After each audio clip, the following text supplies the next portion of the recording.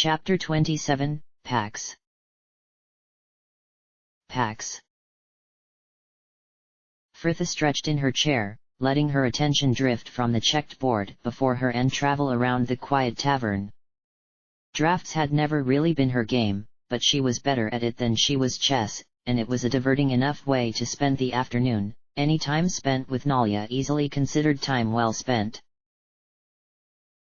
The group had all arrived back late the previous evening, escorting Helena straight home for a very tearful reunion, at least on the part of her parents. Before they had all returned to the coronet, Frithia more than glad to be sleeping in a bed once again. As for that day, she was not the only one to rise late, the group eventually taking lunch together before everyone left for various errands about the city. Frithia herself collected the reward for Regik from the watch house, taking it straight to the docks to visit the Shrine of Mask and make her prayers for both Lursand and Imoen, the girl finally able to pay her tithes as promised. Then it had been back to the slums to take her remaining coin over to Galen, the man chatting idly of the reputation she was getting about the area as he made note of the money in his ledger. But this had only taken a few hours at the most, and she had returned to the tavern in the early afternoon to find Ari and Herr Dallas already at a table, Frithia heading straight for her room when Nalia had appeared on the stairs, and the two took a table as well, each just as glad to see the other, it seemed. Frithia smiled as she glanced to the girl opposite her, straight red hair shining in the sunlight that had managed to pierce the grimy window next to them. Nalia had been so nice these last few days, bearing her tantrums and her moping with nothing but an unwavering desire to try and cheer her, which Frithia had to admit, the girl had managed for the most part. The pain of seeing Ari and Herr Dallas together, which had started out so sharp, had lessened with Nalia's help to a barely noticeable ache, and now she could look upon the couple with barely more than a twinge, Frithia following the girl's eyes to the table behind them. Herr Dallas and Ari were sat, deep in talk as they often were, Ari looking even prettier than usual, the elf having combed out her hair and added some jewellery. Frithia sighed.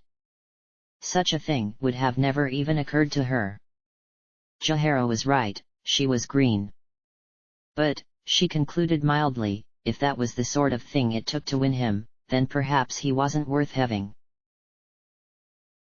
She watched as the bard leaned in close, his eyes never leaving the elf's as he recited some quiet verse to her, the girl's face a mix of admiration and awe. Frithia let her eyes close slightly, putting herself in the place of the Avariel. Would she be staring back at him with the same grave adoration? Frithia felt herself smile wryly. No, she would more likely have burst out laughing by now and told the bard to stop taking himself so seriously. Frithia understood that most people were likely to temper their technique to whomever they were trying to win, but Herr Dallas seemed to be acting pretty much as himself, and the more she considered it, the more she felt they would have probably made a less than ideal match. Still, it would have been nice to find out such with the fullness of time, rather than getting her heart so thoroughly stamped on before the same conclusion could be drawn. Frithia pulled her attention back to their game, letting the sound of Ari's giggling wash over her as she contemplated her next move, jumping a piece over two of Nalia's to reach the other side of the board. Okay, king me. Came the girl, and Frithia glanced up to see Nalia turning distractedly back to her, her attention clearly still caught by the pair behind them. Nalia, she sighed, tapping an insistent finger upon the black disc in front of her, and the girl shook herself, glumly placing another piece atop it. Look, let's just give up, shall we? Frithia continued with a gentle smile. It's clear your heart's not in it, you can normally beat me hands down. No, I'm sorry, I'll pay attention, it's just... Nalia gritted her teeth as another melodious giggle drifted over them. Doesn't it bother you? Frithia shrugged. The art of losing isn't hard to master, she quoted with a slight smile, taking another mouthful of tea. Yes, but not just the fact he prefers, well... Nalia trailed off a moment, looking uncomfortable before she gathered herself. But the way they flaunt their relations. And have you seen them together? It's like a pantomime. Fritha grinned. Oh, no it isn't. Fritha! She cried, playfully smacking her hand, and they both laughed warmly, Herr Dallas's dramatic tones drifting back to them. You may have thought I had forgotten our previous plans for your acting, sweet Airy, in the commotion of our tasks, but I have merely been searching for the perfect role with which to draw out your talents, and I now believe I have found it. A pointed slap, as Fritha assumed, said script was thrown onto the table. It is from the play Tircis, my dove. You would be the goddess, fallen from favor and bearing the slings of accusation and scorn with grace and confidence. And nary a hissy fit in sight, added Nalia with a smirk, Fritha snorting into her teacup as the bard continued on, oblivious. With chin held high, she strides towards her former peers and dares to challenge the false verdict of the higher powers. Airy sighed wistfully. That sounds lovely, Herr Dallas, but it is hardly me. Fritha sighed into her cup. Yes, Airy dear, but that would be where the acting comes in. Nalia dissolved into whispery laughter, and Fritha found she could not quite suppress a smile either, neither girl noticing as a tall figure arrived at their table.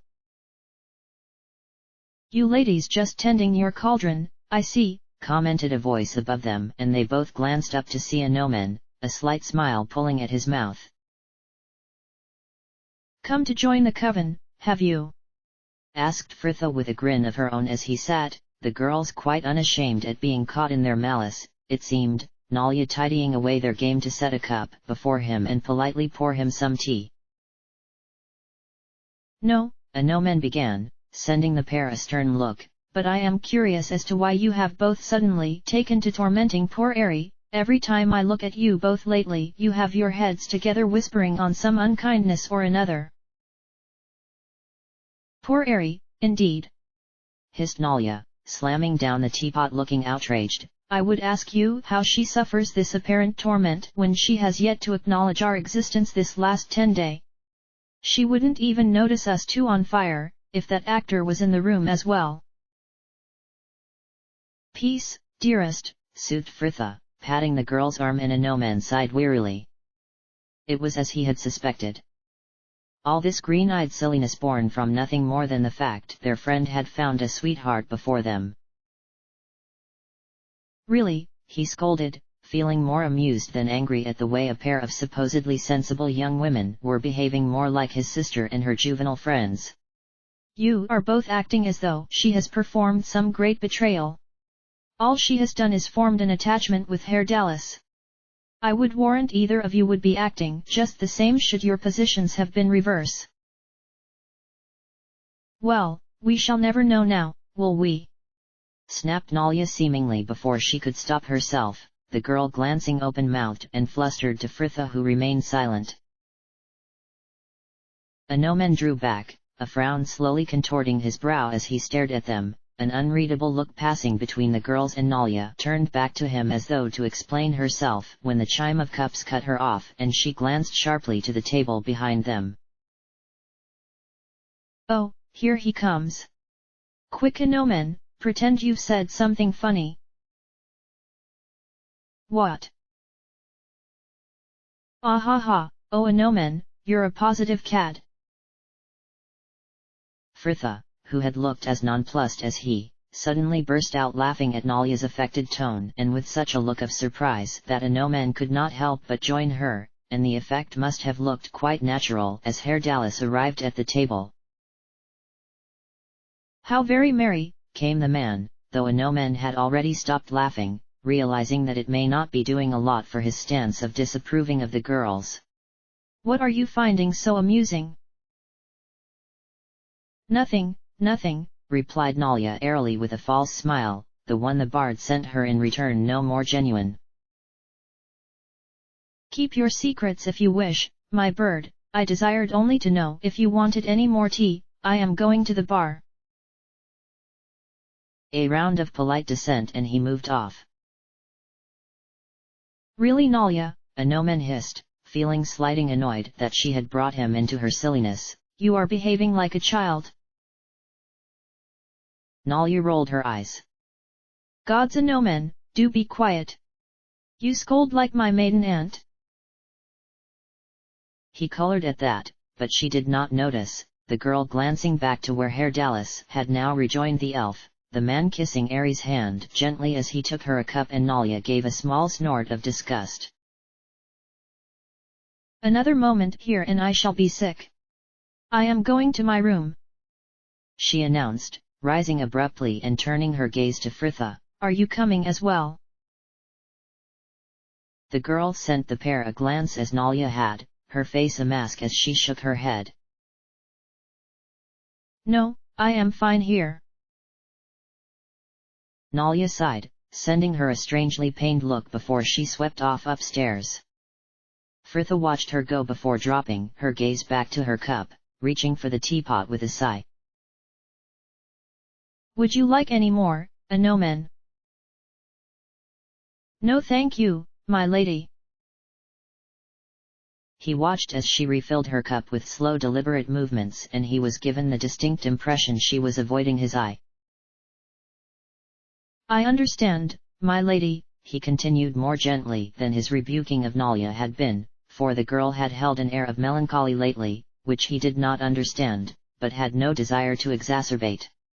That you both feel a little injured by the way Ari has been ignoring you of late, but I must admit I did not expect you to behave, well, so pettily. He would have anticipated indignation at this, excuses, or even anger, but an amused albeit if tired smile suddenly lit Fritha's face, her voice warm with suppressed laughter as she replied, My pettiness is unexpected, eh? Is that a compliment? Either way I do not blame you, for I wouldn't have expected I could be this petty myself. I imagine it is quite unbecoming as well, but... She sighed, taking a sip of tea, and the smile finally faded. Sometimes, it is the usually fulfilling noble path that leaves one emptiest of all. And you find all that taking the higher ground and being happy for people just doesn't help, and the only thing that makes you feel any better is a few snide comments under your breath and a bit of quiet laughter. She sighed tiredly. Don't get me wrong. I am still Aries' friend and I would never wish to see her hurt or upset, but I do not believe she has noticed Nalya and I, either in the fact she had hurt us or in the comments which result from it. I still do not think it is right, he pressed, but the girl merely shrugged. In my heart, neither do I, but then I never professed to be a saint, Anoman, and while this still helps us and does not hurt her, I shall continue to share laughter with Nalya just as surely as Aries shares kisses with Herr Dallas. So, she continued, taking another drink of her tea and sitting up straighter in her chair as though to physically indicate a change of topic, is Helena back and settled with her family? Yes. Her parents are overjoyed by her return. I truly believe they gave up hope when they received the ransom note. They seem sincerely aggrieved too, by the way they misjudged Lursand. Anoman sighed slightly, though it would all seem a little late now. Fritha nodded, looking tired. And Helena? He sighed deeply. She is, as she was. Quite composed and utterly indifferent. She had actually reminded him quite a bit of Fritha as she had sat there between her parents, gazing out at the world with an absent look. Here, the reward we were promised for her return, he continued more brightly, placing a purse of gold upon the table before her. I informed the city guard of the whereabouts of the bandit group's last campsite, perhaps they can catch those left. Indeed, and do the order know of our success? She asked innocently. Yes, I believe the Cornwells may have informed them of it, he answered, trying to affect an indifferent air, but Fritha could clearly tell he was pleased, the girl sat opposite him grinning widely. "And what of you?" he continued. "Have you collected your reward from the watch?"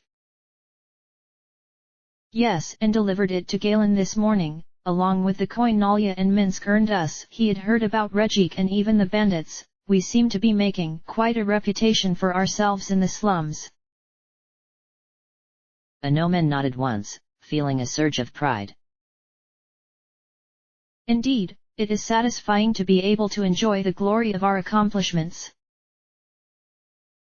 But the girl just shrugged, such things apparently outside her concern. "I suppose, I don't really think about it." "Perhaps it is easier for you to say such since you are already the hero of Baldur's Gate," he offered curtly, trying to keep the slight twinge of envy he felt from his voice, but Fritha merely snorted. "Oh ho! Now they call us heroes. But mere days before the whole of the gate was singing our praises, we were outlaws, sentenced to be hanged and unable to even walk the streets of that fair city for fear of capture. Savior, hero, they are just words on the lips of others and susceptible to change at whim." Anomen frowned, she sounded like Kuldorn. "So which path should one follow then, if glory is not to be the aim?" Fritha shrugged mildly. "In the end, only your heart can be your guide. Follow it. Perhaps you will find glory, perhaps not, but you can always look back and know you were true to yourself." Anomen sighed, she was worse than Kuldorn. "Well, yes, and it is all very well to say as such, but sometimes things are not so clear." Fritha sent him a puzzled frown. "Really, how so?" "Well, your treatment of Ari for example, do not roll your eyes so, it was merely the first thing I seized upon. You and Nalya are treating her most unfairly." Fritha smiled, giving a nod of agreement as she took another drink. "Yes, but I'm not following my heart, I'm acting in spite of its wishes. My heart, like my head, only advises. Ultimately, the decision is my own. There is much I do, Anomen, that is against my heart." Anomen frowned. "So you are saying that you always know which path is right?" he asked, his words coming more curtly than he had intended and sounding like a demand, though the girl just shrugged. "Right by my definition of the term, yes." She stared across the table at him, her confusion evident. "Are you saying you don't?" "No, my lady, I do not," he answered, trying to keep the terseness from his tone, irked by her amazed expression. "But how do you know which path to take?" Anomen sighed, his frustrations building. "As I said before, I do not always." "But surely," the girl continued, a nervous laughter wavering behind her voice, "surely, when you quiet your mind and your desires and everything, and you look into your heart, surely then you know, don't you?" "No," he answered crossly, "and I cannot believe it is so clear to you either. You say you just look inside yourself and see your path, but how do you know it is the right one, the right way?" "But why wouldn't it be?" she countered with the same bewilderment, and the discussion continued in the same vein for quite some time. But he could not understand how she always instinctively knew what to do, and for her part, Fritha seemed to find it difficult to believe that deep down he did not, and they reached something of an impasse, silence descending between them. A familiar giggle drifted over the table and Fritha sighed. "I think I'll go and check on Nalya." Anomen nodded and watched her go before turning his gaze to where Ari and Herr Dallas were leaned in close once more, the bard gently playing with a lock of her hair as they spoke. When he had realized there was to be a relationship of that sort within their group, he had wondered if it was such a wise idea. Such things could easily go sour and cause unwanted tension, especially when the bard had already proved himself to be less than trustworthy. But the man's affection seemed unexpectedly genuine, and Anomen wondered yet again, why the girls seemed so turned over by it all.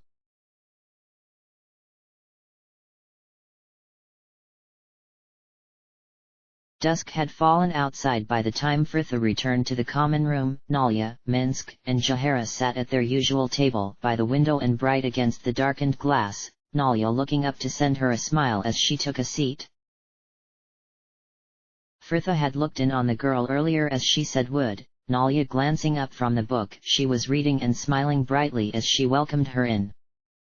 But Fritha had not wished to disturb her, perching on the end of her bed just long enough to confirm her friend was all right, before returning to her own room and spending the rest of the afternoon making note of the supplies they had, including what they had taken from the bandits' camp, with plans to trade whatever they did not need for new equipment before they next left the city.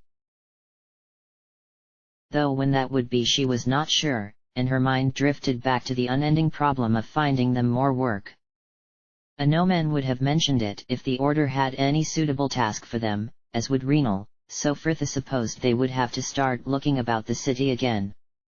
Still, she and Jahara never did make it to council buildings to look at the bounties, perhaps that would prove fruitful.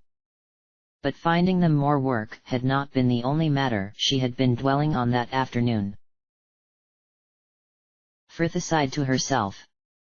Her conversation with Anomen had got her thinking, and though his words themselves had not made her feel the slightest bit ashamed of her past behavior, she could no longer claim to be as hurt as she once had been by Ari and Herdalis's actions, and Fritha had decided it about time to put all this unpleasantness behind them. Though whether Nalya would share her view or not was another matter, Fritha considered with a glance to the girl next to her, currently laughing about something with Minsk and looking so sweet and friendly it was hard to believe she held such a sharp tongue. There really was a lot of truth in the saying "Hells hath no fury like a woman scorned," and Fritha concluded that if any reconciliation was going to be made, she was better off leading by example.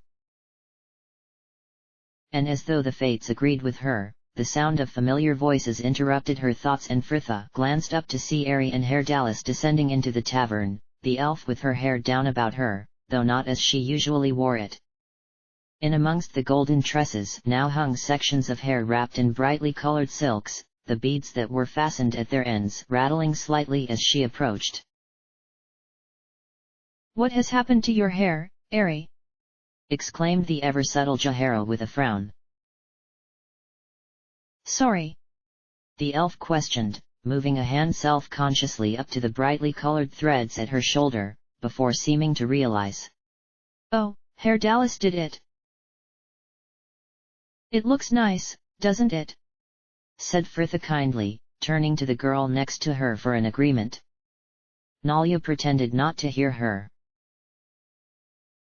"Well, I can do yours as well, if you wish, my raven." Herdalis smiled, holding out a hand. "Do you have a comb with you?"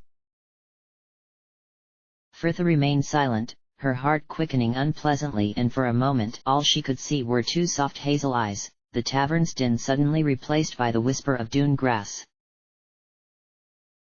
"No," she said at last, her voice sounding distant to her. "No thank you."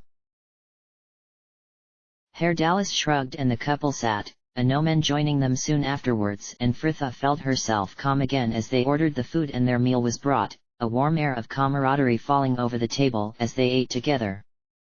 Minsk was recounting Nalya's fury when they had made their delivery to Farrell's estate, Nalya looking a touch embarrassed while Herdalis and Jahara laughed, Anomen claiming such nobles deserved no less.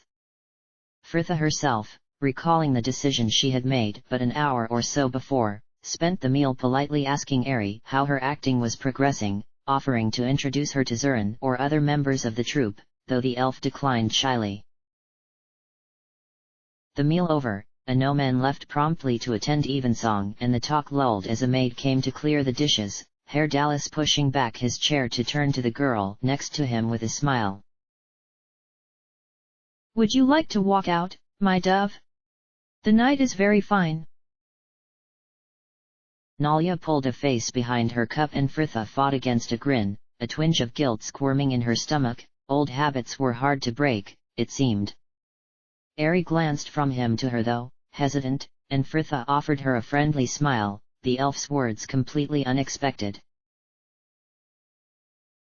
Well, I was wondering whether Fritha and, Nalya would like to spend the evening teaching me to embroider, as we once planned.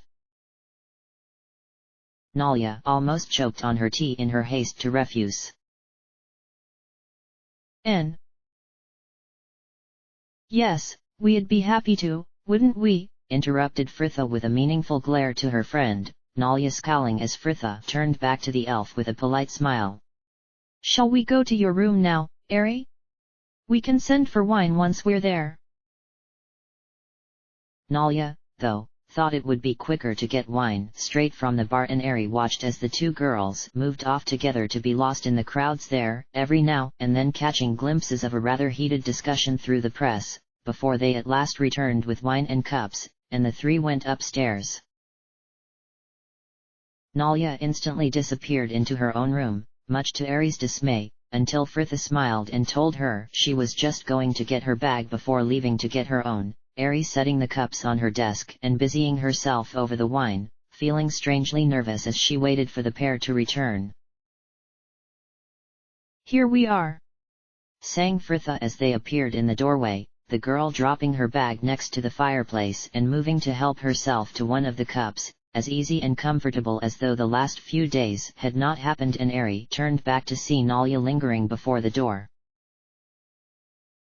Here, let me take your bag, she offered, Nalya sending her a sullen look though she did hand it over, Ari placing it carefully next to Fritha's before turning back to the girl, the silence seeming to swell between them. What is this, Ari? Came a voice behind her, and she turned to see Fritha, a cup of wine in one hand, one of the old spell books she had left on her desk in the other, the girl staring at it open-mouthed, glancing up as she pretended to read from the cover, I heart HD? A for HD forever. Give that back, Ari cried, grabbing it from her. Doesn't say that at all.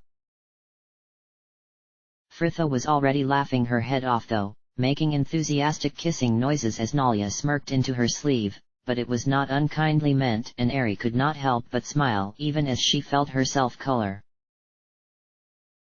As much as she enjoyed Herr Dallas's companionship, she had felt guilty as well, and the idea that Fritha was not left broken-hearted by the way things had turned out was as welcome to Ari as her friendship. Ari watched as the girl passed Nalya a cup of wine with a smile, the question on her lips before she could stop herself. Fritha, what do you think of Herr Dallas? Nalya looked suddenly furious, but the girl in question just shrugged. What do I think of him? Well, he's short, talkative, ornithologically minded. Fritha. Ari laughed and the girl smiled, taking sip of wine as she continued. I like him, of course. But I am sure that whether I like him is not the question keeping him awake tonight. Even Nalya laughed then, though whether it was at the girl's roguish grin or the fact Ari could feel her face glowing scarlet, she was not sure.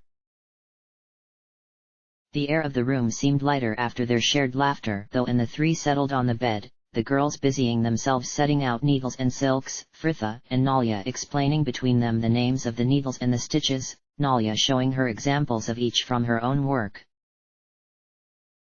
Ari smiled as she watched the pair, arguing genially over which stitches were best sewn on a hoop. Though she had to admit her attentions had been rather caught up with Herr Dallas over the last few days, she had missed the girls' company all the same, catching glimpses of them now and then as they laughed and talked together in a world she was no longer a part of, and it was heartening to know that all was not lost between them. So, continued Fritha, breaking through her thoughts, why this suddenly renewed desire to learn how to embroider? You're not going to start sewing little hearts over all your clothes, are you? She added with a wary look, and Nalya laughed. Ari smiled, Fritha's light-hearted teasing banishing the last of her worries, and she at last felt free to enjoy her feelings.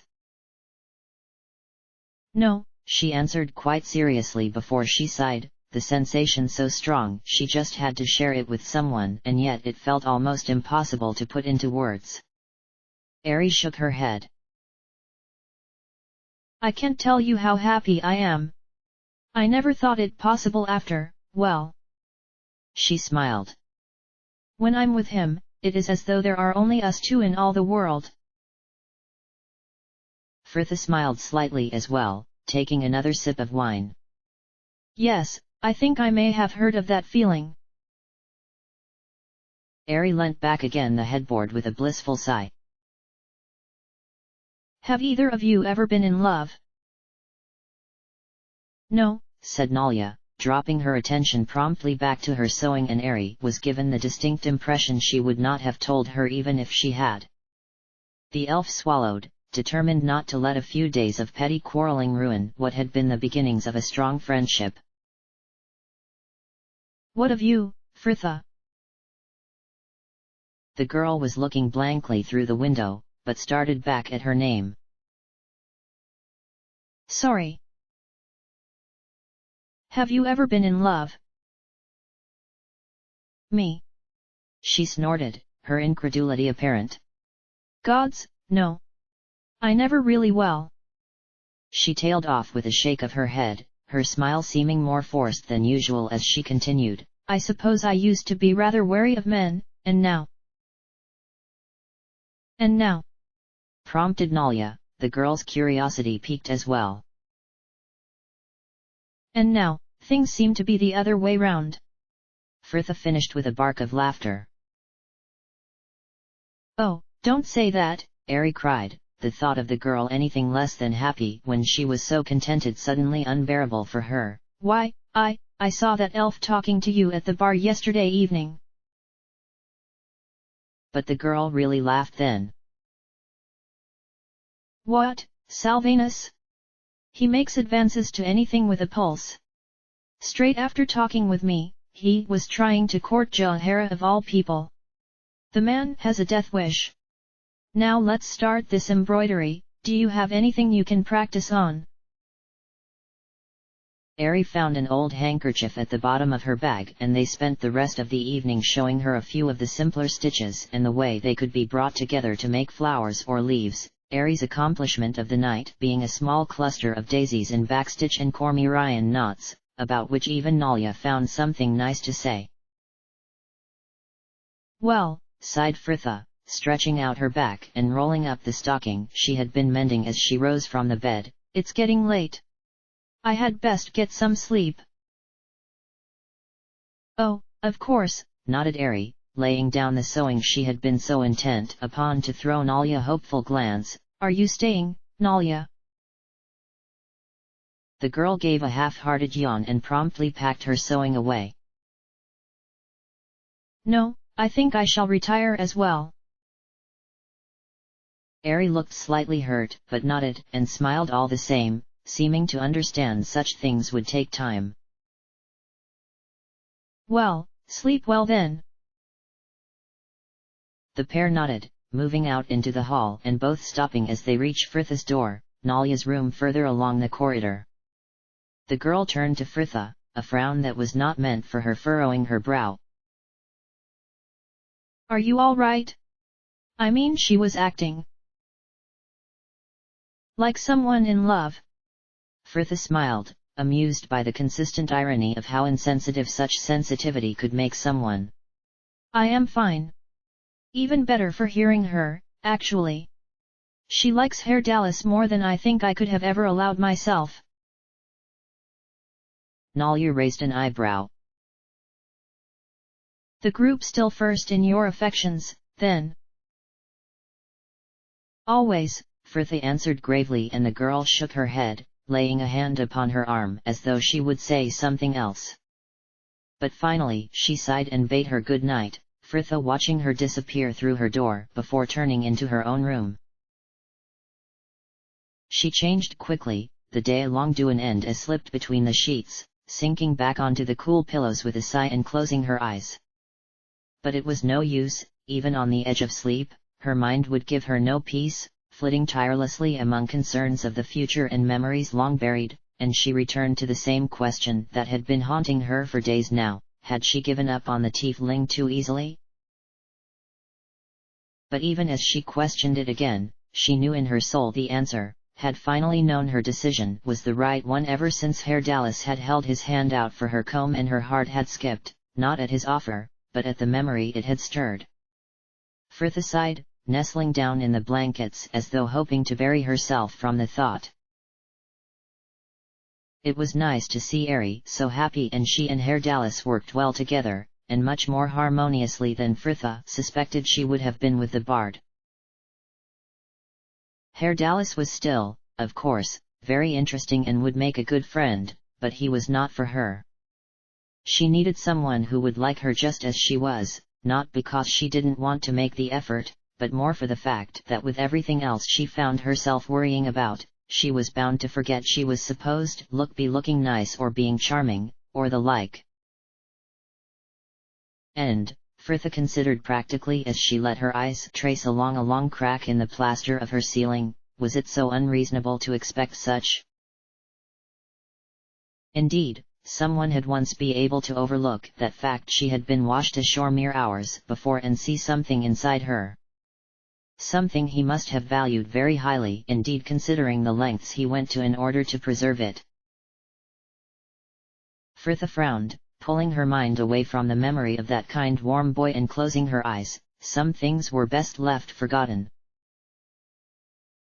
It did not feel as though she had been asleep more than a few minutes, though the pale grey light of dawn that filled the room said different. Frithia awoken by a furious knocking at her door. She leapt from the bed, an unnamed panic filling her as she hurriedly pulled her tunic on over her shift and threw open the door, a no-man swinging into view, though not as she had ever seen him, hair and clothes dishevelled, his normally tan skin ashen. "Please, my lady," he began, his voice breaking. "It is my sister." End of chapter.